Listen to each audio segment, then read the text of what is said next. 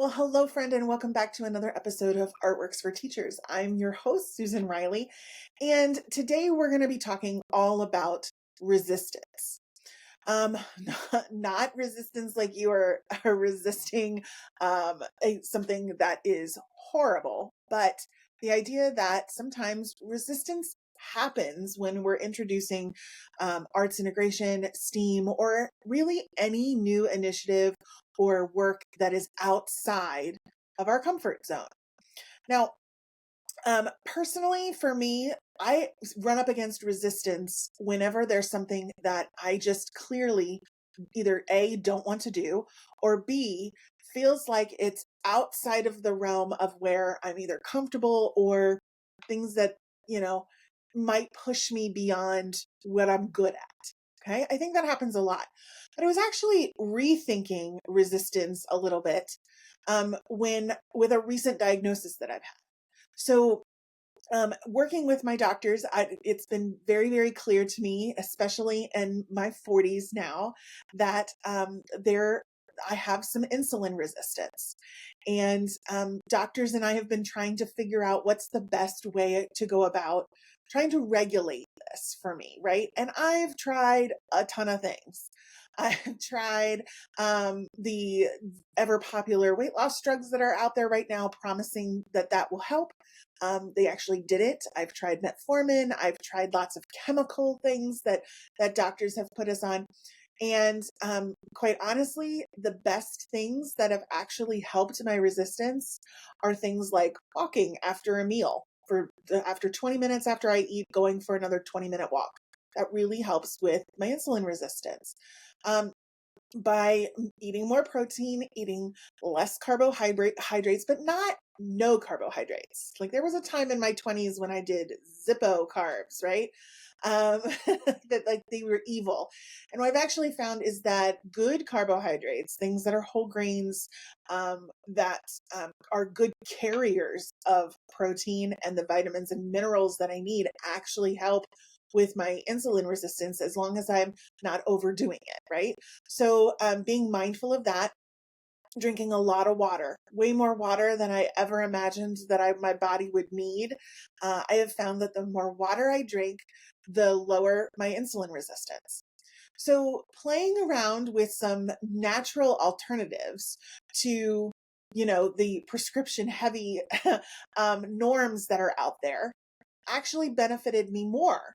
And I'm kind of on this journey now of figuring out what makes me feel good, what ensures that my insulin levels are where they need to be, and how do I do that as naturally as possible. And as I've been thinking about this idea of insulin resistance and how it applies to resistance that we all kind of get when we're working in new systems or new ideas, something striking really started to bubble to the surface for me. And that is that we oftentimes try to prescribe away resistance like it's a bad thing. What I've learned in the last, year or so of kind of battling this insulin resistance of my own is that sometimes that's okay. And for some people that works, right? Some people can take the meds and that works. And some people, the prescriptions are a good thing. And I'm not saying that they're not. For some people that works. But for some people, myself included, um, being able to make modifications, small tweaks, and understanding how that benefits me without having to wish it away, but really using that resistance as an indicator of there's a problem here or there's something that you should check into more deeply. And let's look at that, break it down, and figure it out together. Me, my practitioner, and my nutritionist, trying to figure all that out together has been a much more pleasant experience, and it's actually been more effective.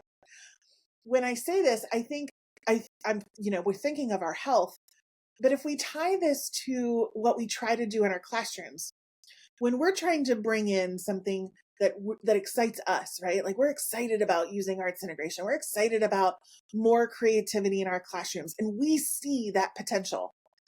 and then we get hit with resistance from others, I often think that we want a checklist of, here's how I prescribe this away.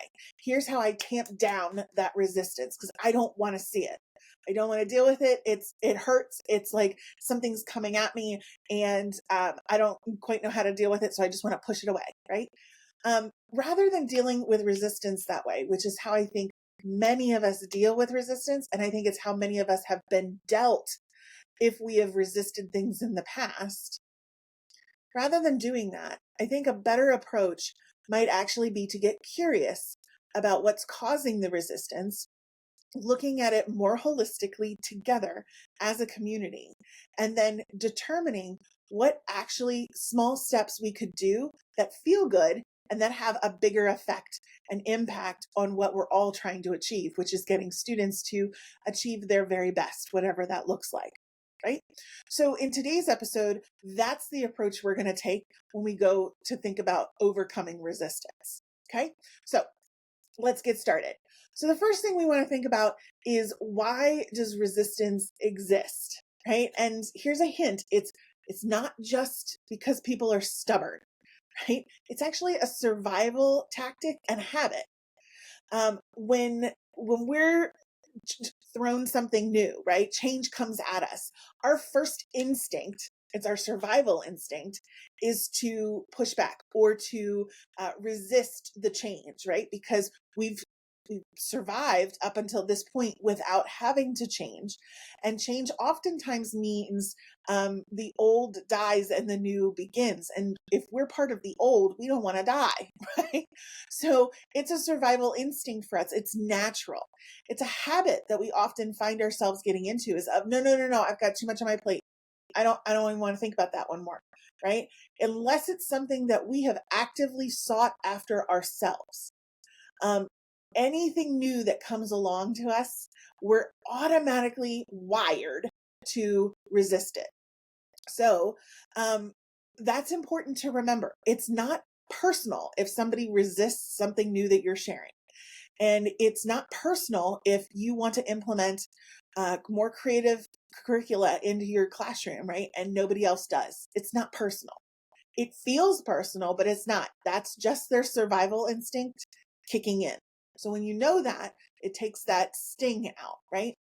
It also is important that we recognize that this matters now more than ever, right? It matters that we approach resistance with curiosity and trying to figure out, how can we overcome this resistance together?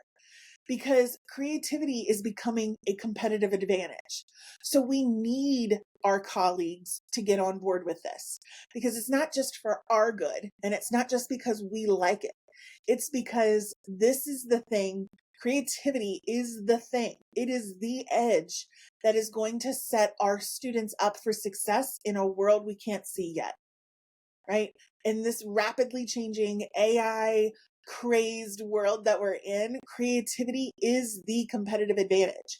And so if we are going to set our students up for long-term success, we must be using creativity in our classrooms, using it, embracing it, sharing how to teach it, how to teach with it, and how our students can build in their skill sets inside of it. These are all things that we need to be doing. And so it's expected that people are going to resist us. Just know that going in. Remember, it's a survival instinct, but be prepared to overcome that resistance with some of the techniques that I'm going to share with you today, because it is so important that we do it. Okay. It's no longer an option. We need to be overcoming this resistance. I'm going to show you how. So remember, resistance, I'm going to say this a lot. Resistance is survival, right? It's a psychological comfort zone. So teachers will often cling to what they know, and what they know works under testing and accountability pressures. That's just a reality.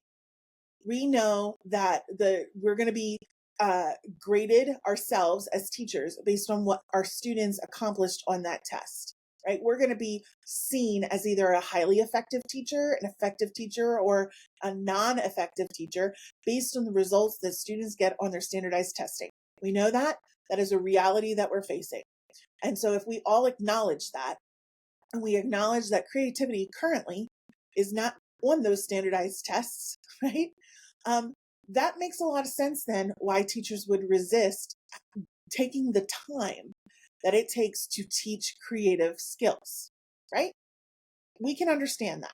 There's also systemic, um, pressures and barriers that we all face. There's budgets that are tight, and who has time, budget, money, or the ability to pay for creative curricula, creative tools that you can use in your classroom, materials, maker spaces, all the things that get lumped into creative endeavors sound expensive, right? So budgets are tight. And so it's an immediate, nope, we don't have money for that. Or there's the one more thing syndrome that goes on, right? It's, you're asking me to integrate the arts into my curricula. First of all, we don't have the money for it. Now that's one more thing that I have to be responsible for when I don't know how to do that.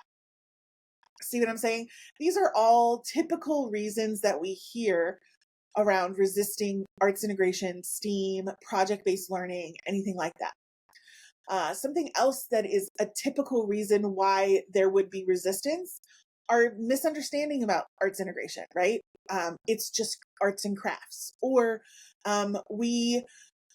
this is going to be used in place of our arts teachers, which, by the way, let me say this again for the thousandth time, arts integration and STEAM do not replace arts teachers. They make arts teachers the MVPs, most valuable players of your school, because you have to teach the arts skills directly to students in order for them to apply them in arts integration or STEAM. So in order for you to have an authentic program with arts integration and STEAM embedded in it, you have to have dedicated arts time taught by dedicated arts teachers, right? So when we have these misunderstandings, and I can't tell you how often this comes up, that arts teachers are so scared that arts integration and STEAM is being used to replace them, because there are misunderstandings at the leadership level as to what arts integration is and is not, right? That there is I understand the resistance that comes from arts teachers. I understand the resistance from classroom teachers when they say we don't have enough time and we don't have budget for this, and this is one more thing on my plate. I definitely get that, right? But all that said, we have to understand that even though those are realities for some people, it's not the reality for all people. Because if it were, then arts integration and STEAM wouldn't happen at all. But I can tell you, I have hundreds of stories, thousands probably at this point, of teachers who are using arts integration and STEAM actively right now, doing it day after day. It's the way that they teach, and their students are seeing incredible results over and over and over. Our accelerator members tell us this all the time. Our certification people tell us this all the time. So if it didn't work, if it actually cost too much, if it actually was one more thing on the plate, if it actually did replace all arts teachers, then the success that we see and the people who are using it wouldn't exist, right? So understanding that it's reality for some people right now doesn't mean that it's the only reality that exists. This is a key piece when we're working in resistance with other people. Oftentimes we get stuck in our own perspective, and being able to get them to see a different perspective and see this is how it could be because others are doing this. That's a huge shift for people. That's when things really start to turn around. So understand this background at the beginning as you're dealing with resistance. Know that it's not personal, that it's survival, and that just because it's your reality doesn't mean it's the only reality. These two pieces here are going to help you as you work towards overcoming that resistance overall. So what's really behind this kind of pushback? Well, first, there's the fear of change and the fear of failure. And I think this is so important. We talked about this on a previous podcast episode just a couple of weeks ago, this whole idea around failure, and that we don't want our students to fail, and we don't want to, we avoid failure at all costs, but failure is the greatest teacher. It is the thing that we remember most so that we don't repeat it. So um, it is still a very present fear with us, right? Fear of change is definitely there, but also fear of failure. I think administrators often account for the fear of change, but they forget the fear of failure, because none of us wants to look dumb. None of us wants to look like we tried something and it flopped, right? That's not a great look, right? So it's something important that we keep in mind here, that those two fears are very important and very top of mind when people are resisting using arts integration or STEAM or project-based learning. Also, there's a perceived lack of training or expertise. There's this idea that I have to be an artistic person in order to use arts integration or STEAM, or I have to be good at art, or I have to be good at music, or in some way be just have a natural talent that I'm willing to share with others in order to use this. And that couldn't be further from the truth. There are even the easiest ways to get started. I know we've talked about this on the podcast before. Something as simple as a see, think, wonder, where you look at a piece of artwork and you jot down what are the things that you see, what are the things that you think, and what are the things that you're curious about, or questions that you have, what are your wonderings. Write them down into 3 columns. That's the beginning of arts integration, and you didn't have to draw a single thing other than 2 lines and a horizontal line across for a chart. That's it, right? So you don't have to be an expert in order to use these things, but there is this perceived idea that you have to be an artist in some way. And some of that comes from the title, right? Arts integration. And also, it's the first thing that comes to mind as remember, survival instinct. If I have to pick something to push back, it's going to be that. I'm not an artist. I can't do that, right? What I want to say though about what's behind this pushback, right? What's behind this resistance is that resistance often masks interest. It's a hidden opportunity, right? If people are resisting something, especially if they're resisting it hard, like they are your arch nemesis and they're like, no, I don't want any parts of this. Usually resistance actually is masking interest, right? It's easier to resist than to risk trying and failing. So it's not that they don't want to. Resistance is often not about not wanting to do something, not desiring it. It's actually about the opposite. They want to do it, but they're afraid of failing, and they're afraid of the work and the change that it's going to take, or what they perceive as needed. They're afraid of those things, and it's easier to just, resist and push back than it is to try something new. So keep that in mind when you're working with folks, okay? When you're trying to dig in, what's the real reason here, right? What am I really digging into? Is it fear of failure? Is it fear of change? Is it a fear that they don't have the expertise that they need? Is there interest there? If so, how can I cultivate that interest a little bit? And that's where we're going next. So when you're thinking about overcoming resistance, here are 5 practical strategies that I want you to keep in mind.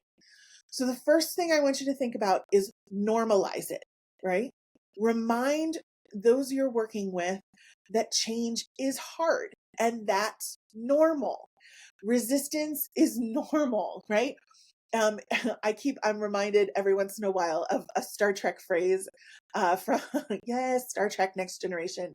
I'm a Trekkie. Who would have known, right? But there's this whole scene around the captain of the Enterprise gets taken by the board, and their key phrase is resistance is futile.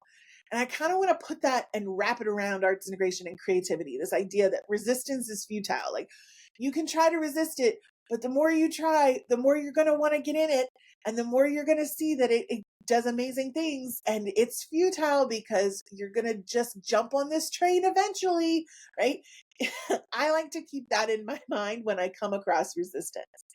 that, they're going to come on board, but you first have to normalize it. You have to normalize it and empathize with it. You have to understand, not just give it lip service. You can't just say this is normal, but not believe that. You have to actually believe it because it's true. It is normal for people to be afraid of failure. It is normal for people to be afraid of change. That is normal. And you should remember times when you yourself were afraid of those things. Okay. Empathize with people, normalize it. Second, start small, right? So use low risk strategies first. We talk about this all the time. It's one of the reasons that we have a strategies newsletter that goes out every Tuesday, because one little strategy could be your gateway into opening up creativity across your curriculum. Just one, right? So you could start with that See, Think, Wonder chart. Another great one that I love is headlines. So if you are looking at a piece of artwork or if you're listening to a piece of music, how would you headline that? If you were going to put a headline that was 6 words or less in a newspaper or on a magazine or, in a social media post, how would you headline that piece? What would come to the surface? How would you title it? That's an easy way in to looking at arts integration, right? Using very small strategies that take no more than 5 minutes of your time, that could be used as a bell ringer or as a way to transition to the end of class. It doesn't have to take up a ton of instructional time. And yet, those will often be the things that students remember most and that they get so excited about.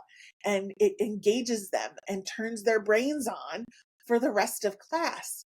And when teachers see that, they get excited, right? They're like, oh, these strategies are working. And again, that's your gateway in. So rather than starting with a whole arts integration lesson or a unit, oh my gosh, when I started, I tried to start with a 9-week unit. I have no idea what I was thinking. That was terrible. I mean, talk about using tons of time and people being like, no, pushback, resistance. Mm-mm. Instead, being able to use a small strategy and have everybody try a strategy between now and the next time you all meet together. That's so simple, so easy. Everybody can do it. And if you find the strategy that everybody finds like easy enough that they can do it and they're willing to try it, oftentimes that will lead to asking about more strategies. What else is there? What else could I do? Right? Because you don't want to get bored. So this again becomes that open door with the gateway, right?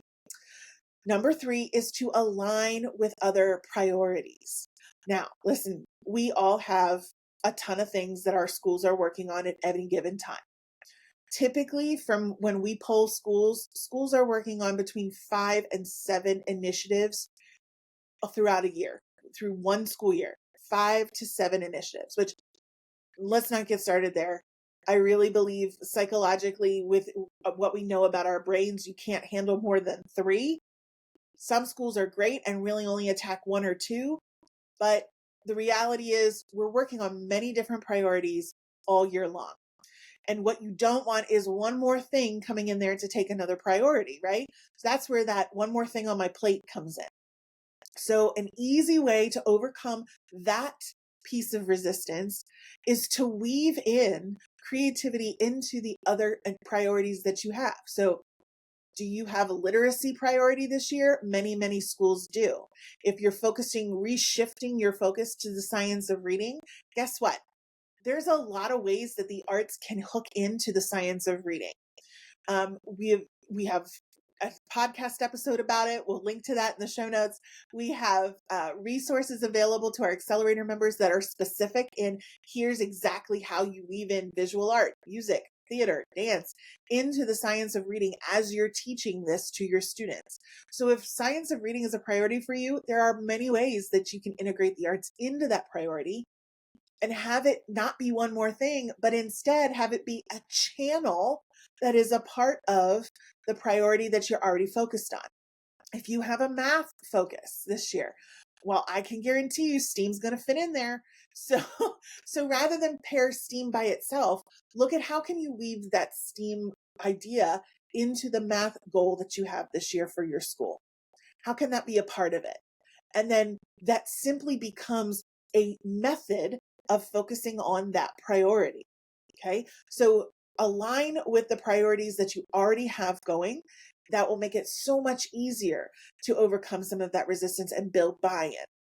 Number 4, showcase your successes. So pilot some small projects, right? Don't try to do the whole school all at once. Start with 1 or 2 team members. Pilot a project and then share it out with as many people as you can. Do a gallery night, share it in a newsletter, share it during a staff meeting, right? Share your wins publicly so that other people can see that you've tried something new, it's working, and that you're going to continue it, right?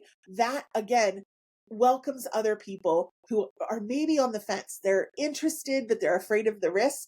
And if you have documented, here's what I did to mitigate those risks, to make it easy, and share that with other people, well, now they don't have to take the risk. You've done all the risk taking. They just have to replicate, right? So that becomes so much easier for many, many people. You just have to find your pilot group. And those are going to be your people who are always up for something new, are always ready for the brand new tech piece that comes out or the new, research that comes out. You have people like that in your building. Use them for your pilot study and then share, share, share, share, share. And lastly, build collective ownership. So co-plan lessons, invite collaboration whenever possible, and recognize the contributions of others.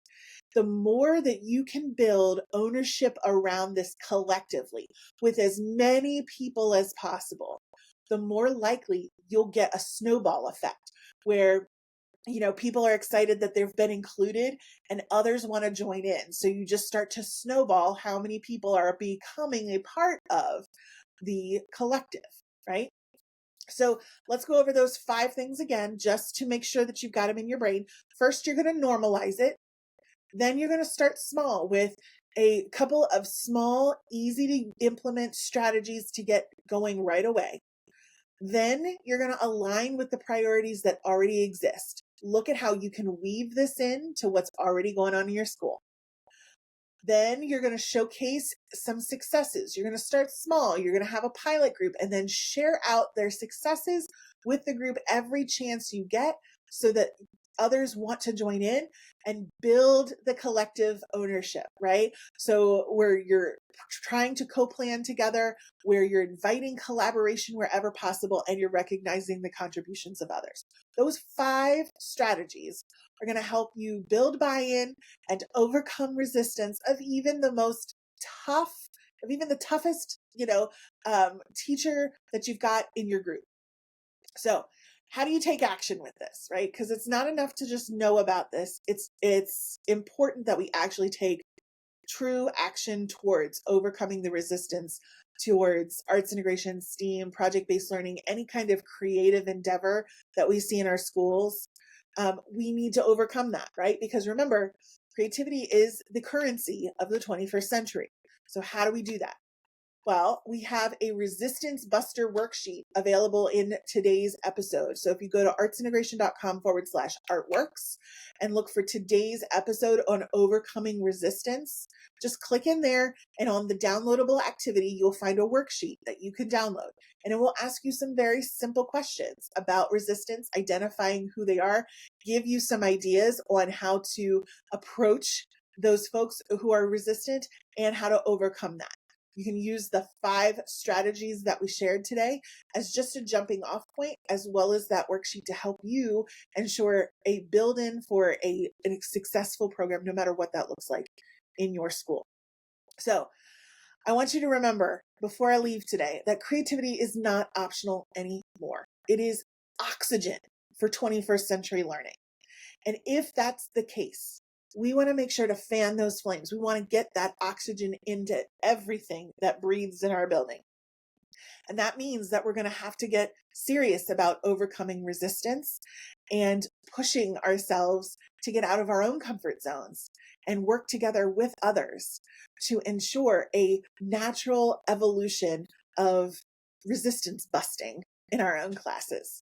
So I want you to think about what's one way that you can model arts integration or STEAM this week for a colleague so that they feel like they can see what it looks like, how you might be able to use it in their classrooms, and that they can become a part of this movement as well. So remember, go download your resource from this episode. Sign up for the accelerator if you haven't already done so that you can have even more tools at your disposal to make STEAM and arts integration easy. It doesn't have to be hard. There are so many ways in, and we have all the resources and tools that you could possibly need to check out the accelerator if you haven't already done so. And then make sure that you subscribe and share this episode with a colleague who might be hesitant to try arts integration and STEAM. This might be the thing that helps them, bust out of that resistance and give it a try, take a risk and see that it's not hard. And it is something that just is incredibly important for our students as we help them thrive in the 21st century. Thank you so much for tuning in today. I can't wait to be with you again next week on another Artworks for Teachers.